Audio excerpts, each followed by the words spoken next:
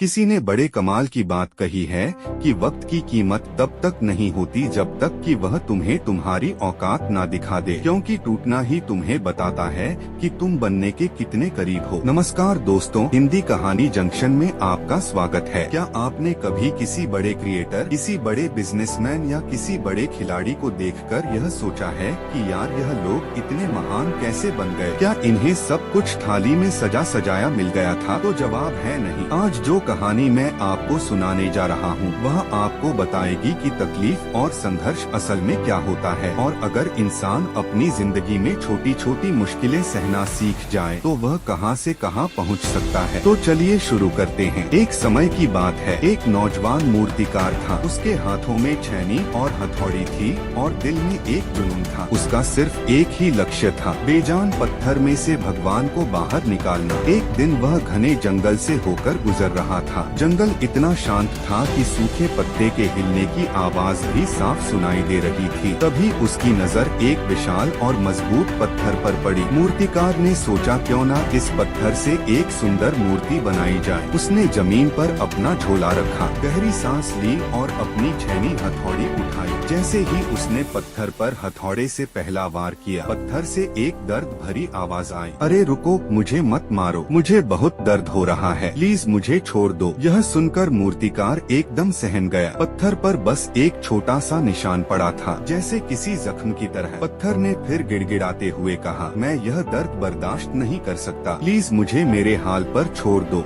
मूर्तिकार का दिल पसीज गया। उसने सोचा कि जबरदस्ती मूर्ति नहीं बनाई जा सकती, तो वह उस पत्थर को वहीं छोड़कर उदास मन से आगे बढ़ गया। थोड़ा आगे जाने पर उसे एक दूसरा पत्थर दिखाई दिया। मूर्तिकार ने सोचा चलो इस पर अपनी किस्मत आजमाते हैं। उसने फिर से अपने औजार उठाए और उस दूसरे पत्थर पर पहला वार किया। चोट लगते ही पत्थर के कण-कण में दर्द की लहर दौड़ गई, लेकिन इस पत्थर ने उफ तक नहीं किया। उसने अपने दर्द को अपने अंदर ही दबा लिया। मूर्तिकार ने दूसरा वार किया, फिर तीसरा वार किया, और ऐसे करते करते दिन ढल गया, रात हो गई। पर मूर्तिकार वार पर वार करता रहा। पत्थर को काटा गया, घिसा गया, तराशा गया। उसे बहुत तकलीफ हो रही थी, लेकिन वह चुपचाप सब सहता रहा, क्योंकि वह पत्थर जानता था कि यह दर्द बस कुछ पल का है, लेकिन इसके बाद जो होगा वो सदियों तक याद रखा जाएगा। और देखते ही देखते उस मूर्तिकार ने उस साधारण से पत्थर से एक अद्भुत अलौकिक मूर्ति बना दी। वो मूर्ति ऐसी थी जिसे देखकर लग रहा था कि साक्षात ईश्वर इसमें बस गए हो। मूर्तिकार का काम खत्म हुआ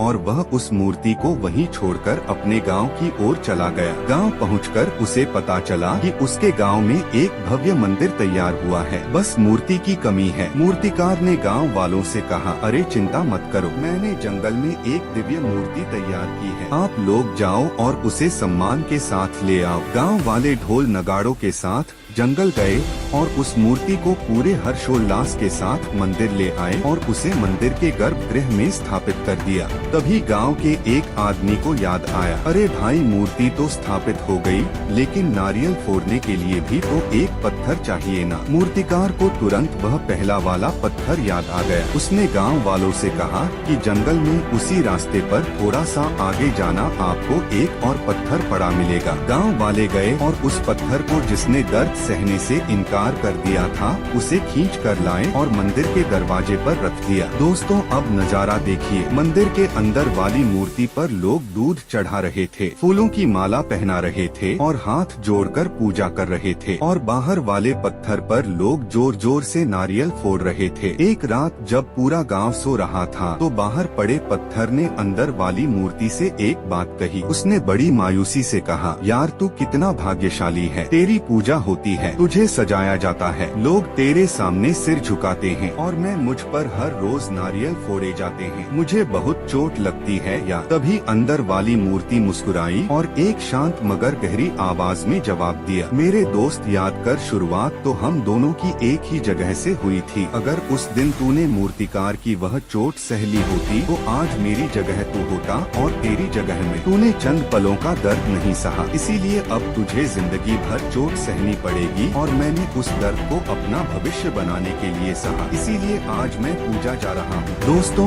यह कहानी सिर्फ पत्थर की नहीं है, यह कहानी मेरी और आपकी है। तभी तो किसी ने क्या खूब लिखा है कि जिंदगी जीना आसान नहीं होता, बिना संघर्ष के कोई महान नहीं होता। जब तक ना पड़े हथौड़े की चोट तब तक तो पत्थर भी भगवान नहीं होता। तो अगली बार जब आपकी जिंदगी में मुश्किलें आए, दर्द हो या काम करने का मन ना करे, तो समझ जाना कि ऊपर वाला आपको तराश रहा है। यह दर्द, यह संघर्ष, यही तुम्हें एक साधारण पत्थर से उठाकर पूजनीय भगवान बनाने जा रहे हैं। बस डटे रहो, भागो मत। अगर आपको इस कहानी से थोड़ी सी भी हिम्मत मिली हो तो इसे अपनी जिंदगी में उतारना जरूर। और हाँ, अगर आप चाहते हैं कि ऐसी ही पावरफुल कहानियाँ मैं आप तक लाता रहूं, तो हिंदी कहानी जंक्शन को सब्सक्राइब जरूर कर लेना और कमेंट में नेवर गिव अप लिख कर जाना। मैं मिलूंगा आपसे अगली वीडियो में, तब तक के लिए जय हिंद।